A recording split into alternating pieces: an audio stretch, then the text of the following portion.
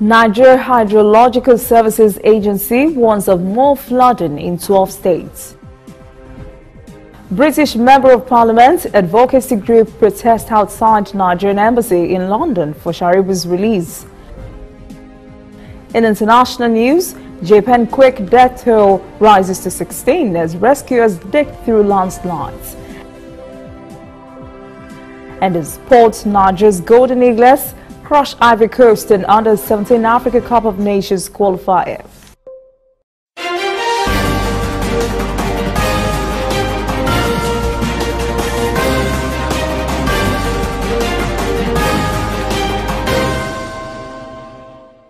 This is ANN News. I am Olajumoke Olatunji. There was pandemonium when former Vice President Atiku Abubakar showed up at PDP headquarters to submit his nomination and expression of interest forms to the party's leadership. A large turnout of his supporters led to commotion as some engaged in a free-for-all and dangerous weapons were freely used. The incident left the policemen with no choice but to shoot into the air to disperse the crowd. Meanwhile, the Board of Trustees of the People's Democratic Party has barred members from campaigning for any of its presidential aspirants. PDP presently has 13 aspirants who want to get the presidential tickets to fly the party's flag. More APC states like Katsina, Imo, Bauchi, Rivers and Kaduna have adopted the indirect primaries against the national party directives for direct primaries to choose all candidates for the 2019 elections. For now, Kano, Niger and Lagos have stuck with the direct primaries method. Some state chairmen had said imposing particular modes of primaries in the party was drastic and anti-democratic. Justifying the adoption of indirect primaries, Bauchi APC said the method would be rancor-free. APC Ogun State chapter had settled for the consensus arrangement for the selection of its candidates. The Not Too Young to Run group has faulted political parties over the high cost of aspirants' nomination and declaration of interest forms. The group say this exorbitant price is preventing the youth from participating in a democratic process. The youth group says with the amendment of the Constitution, there was no political space for young Nigerians to vie for any political office. But the greatest challenge now is the cost of the forms. It's condemned what it called the autocratic disposition of political party leaders towards youth aspirants, as well as the adoption and imposition of candidates by political godfathers. Inspector General of Police has dismissed 3 policemen involved in the invasion of the Abuja home of elder statesman Chief Edwin Clark. Policemen raided the Jaw leader's home for arms and ammunition following a tip-off from an individual who claimed to have had the information. Police spokesman Jimoh Moshood said the policemen were dismissed for the unauthorized, illegal and unprofessional misconduct in the search of Edwin Clark's residence. Moshood stated that ASP David Dominic, who led the operation, has been queried and is being investigated for discreditable conduct and negligence of duty. He hinted that the case against the ASP was serious and might cost him his job. The Nigeria Hydrological Services Agency has warned of more flooding in some states in the north and some southern coastal cities. The agency warned states and communities by the banks of rivers Niger and Benue and their floodplains of the systematic daily rise in the water levels of both rivers. The agency has called for vigilance on the part of the riparian states because of the likelihood of flooding. September is finally here and there is a growing concern among workers as to whether the new minimum wage will be implemented. Workers are waiting for the government to announce the takeoff of the new minimum wage scheduled to kick off in September. But reports say the 13-member tripartite committee set up by President Muhammadu Buhari to review the minimum wage has not concluded its work. This means the possibility of having a new minimum wage this September is not yet sure. The inability of employers to reach an agreeable minimum wage is bogging down the process. Weeks into the submission deadline, the Minister of Labour and Employment, Chris Ngige, says there is a possibility of pushing the takeoff of the new minimum wage till next year. The Nigerian Communications Commission is standing up for Nigerians, saying it is ready to engage and educate Nigerians to ensure telecom consumers get real value for their money through effective service delivery. The Commission said it had received several complaints such as unsolicited text messages and calls, failure to roll over unused data at the expiration of data subscription by service providers. The Commission said it has developed a shortcode 2442DND to solve the problems. It says the Commission is doing more to abate many other measures that could shortchange Nigerians. In business news, the Central Bank of Nigeria has debited the accounts of 3 banks to the tune of 5 billion naira for fines it imposed on them for alleged illegal funds transfer. Last week, the regulator imposed 5 billion naira fines on 4 banks for what it called flagrant violation of extant laws and regulations of the Federal Republic of Nigeria. CBN said the debit would not impact on its capacity to handle clients' requests or ability to carry out viable business transactions with the banks. The Lagos State government says it is ready to eliminate plastic waste from waterfronts across the state. A cleanup of Lagos Waterfront initiative was inaugurated to reduce the menace in the waterfront. The Commissioner for the Environment, Babatunde Durosimi-Eti, says the marine ecosystem was a delicate one that must be protected to effectively manage socio-economic activities such as transport, power generation and irrigation. The Commissioner says most of the waste that emanates from the island must not be allowed into the waterfront. He admonishes residents of Lagos to embrace the cleanup initiatives so as to increase income from waterfront tourism. A British Member of Parliament, Tom Brake, and an advocacy group have launched a protest outside the Nigerian embassy in London to put pressure on the federal government to help free kidnapped schoolgirl Leah Sharibu, still in Boko Haram captivity. Leah Sharibu was kidnapped alongside more than 100 schoolgirls in February. Boko Haram freed the other girls after negotiating with the government but held on to Sharibu. She has now been in captivity for 200 days. Organizers and members of the advocacy group would take turns to sit at the school desk with Sharibu's portrait placed in front of the High Commission's office. When we return, African news, and later, Japan quake death toll rises to 16.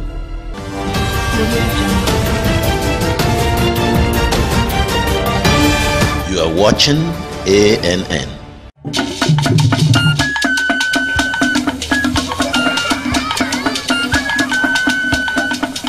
Are you sure you want to do this? Madam, go and bring us your husband. Okay, hello baby. We're in this together, okay? Can you hear me? Keep coming forward. Wait, stop. You okay, lean to your right. Keep walking down. Keep walking to the left. Yes. You're almost here. Keep going. You are here. Wow, you did it. I'm just so glad I didn't have to use my cane to do this. And I am so glad no other man got you before me. Let me be your eyes. We will never stop working to give you a network you can rely on so you can enjoy life's special moments. MTN, everywhere you go.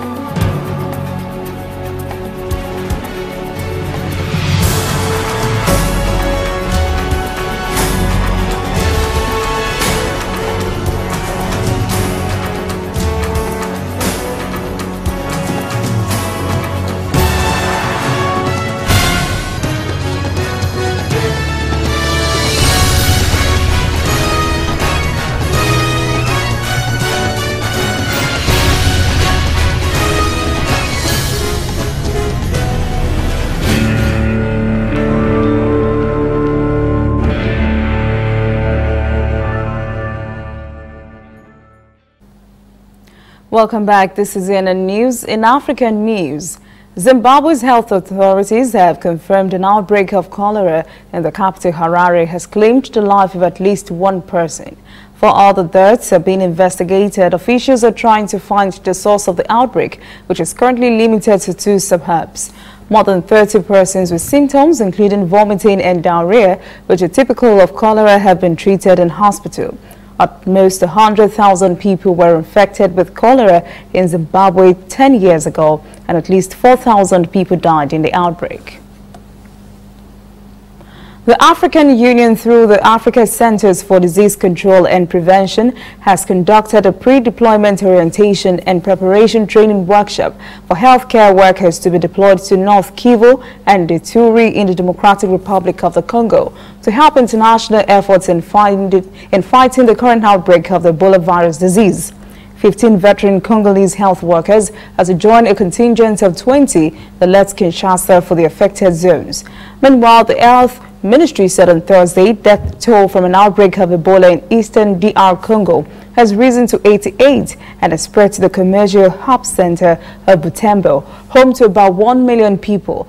The current outbreak is the 10th to strike the country since 1976. Egypt's military announced on Thursday its special forces have held joint drills with their U.S. counterparts to exchange expertise on combating terrorism. The anti-terrorism drills comes ahead of the September Bright Star exercises, which will involve additional countries including Greece, Jordan, Britain, Saudi Arabia, the United Arab Emirates, Italy and France. The first Bright Star exercise took place in 1980, but the Obama administration postponed them in 2011 following the uprising that toppled longtime President Hosni Mubarak and scrapped them in 2013 after Egyptian security forces killed hundreds of protesters while breaking up a mass sit-in. Last September, Egypt held the World Games with U.S. troops for the first time in 8 years. A Tanzania conservation area has been attacked by strange weeds that have started to affect pastures for wildlife. A senior lecturer of the Nelson Mandela African Institute of Science and Technology, Dr. Linus Munisi, said the weeds have attacked half the area and must be removed for the wildlife to continue grazing and reproduce. An associate researcher said they had already embarked on conducting research on how to get rid of the weeds, which are not part of wildlife pasture, and their seeds were spread by winds. The deputy conservator, Dr. Morris Musher, said a shortage of pastures would not only affecting the wildlife, but also livestock. Google Kenya is hosting the first Web Rangers Summit in Africa aimed at spreading awareness about internet safety and promoting responsible digital citizenship on the continent. 26 Web Rangers from Kenya, Nigeria and South Africa are attending the summit to meet and share ideas on how they can make the internet a safer place for young internet users in their respective countries. Google Regional Director of Public Policy, Doran Ovni, says stakeholders need to work together to mitigate the unintended negative aspects of the internet on children, while at the same time maximize the benefits they can accrue from it. Participants will learn how to tackle real-life policy issues focusing on cyberbullying, sexting, sharing personal information online, and catfishing. Still ahead, rescuers dig through modern debris as Japan's quick death toll rises. And in sports, Nigeria's Golden Eaglets crush Ivory Coast in AFCON qualifiers.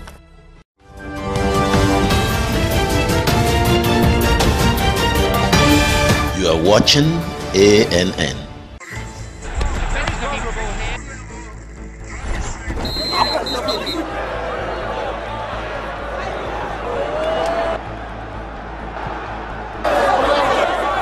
Super Out.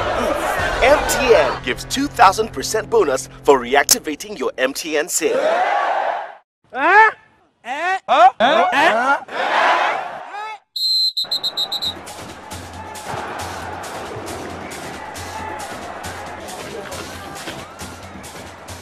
That's right. If you haven't used your MTN SIM for 45 days or more, recharge now and get 2,000% bonus. That's right, 2,000% bonus for your first recharge of every month.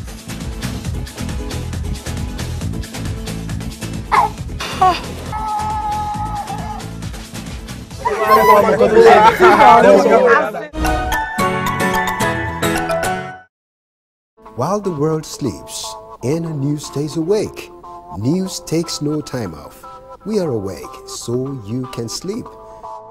We report the stories that keep you up to date, events that affect your day, your week, month, and experiences. We scour the world, bringing it to your living room. Watch ANN News in a truly African spirit. Welcome back. This is in News. Let's see what else is happening around the world.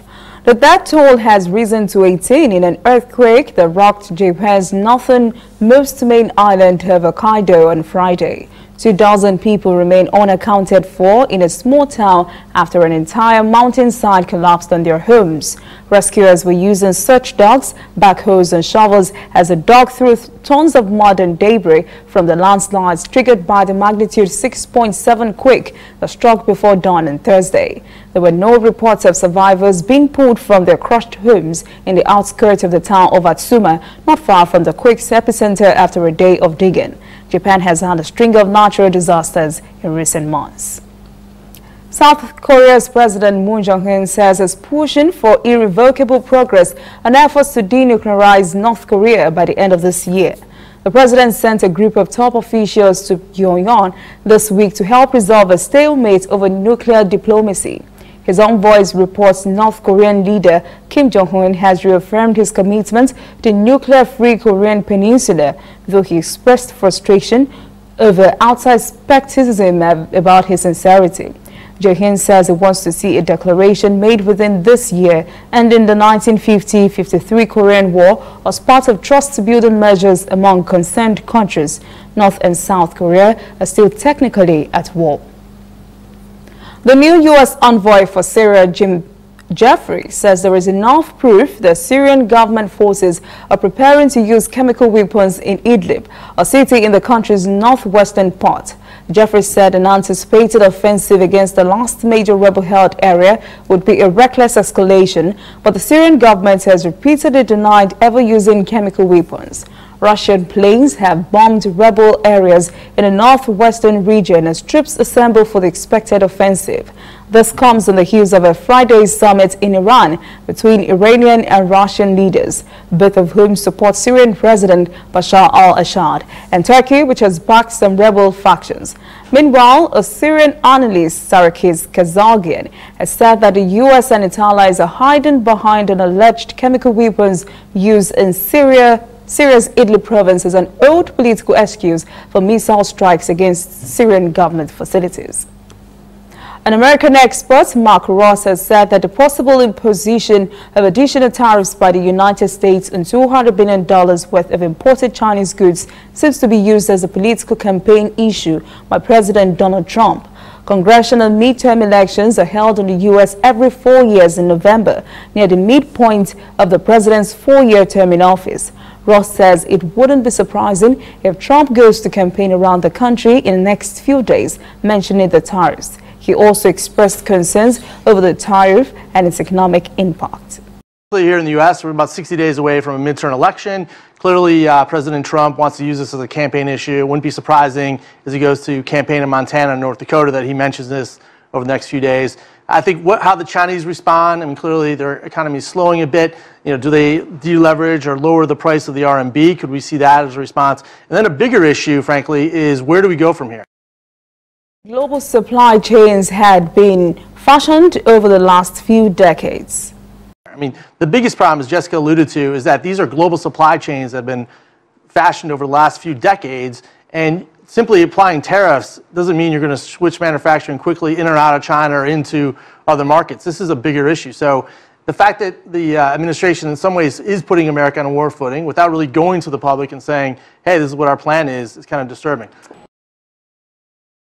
Ross said it is disturbing that the president is not telling Americans he's putting the country on a war path. He said Trump is not shedding the light on his plans, and many Americans do not know what damage this could do to the nation. Ross also added that this would force sacrifices to be made, prices will increase, inflation will increase, and that's going to be, quote, a rare challenge. Up next, sport. Stay with us.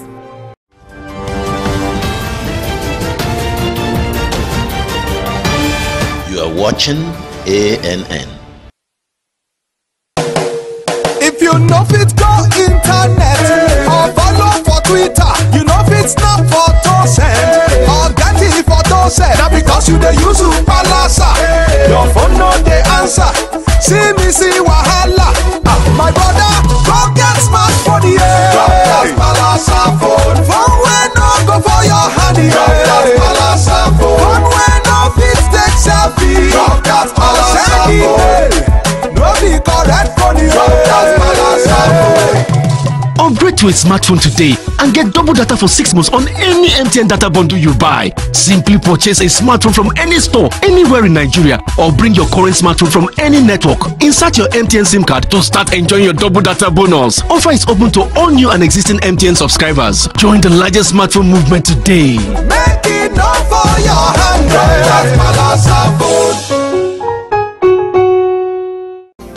I am Lucy Adeyemi. I am Rotimi Akintunde. I am Olajumoke Olatunji. We bring you the news on ANN News. Business.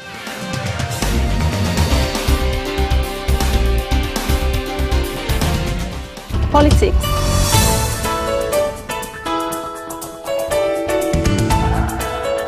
Global news. Watch ANN News. In a truly African spirit.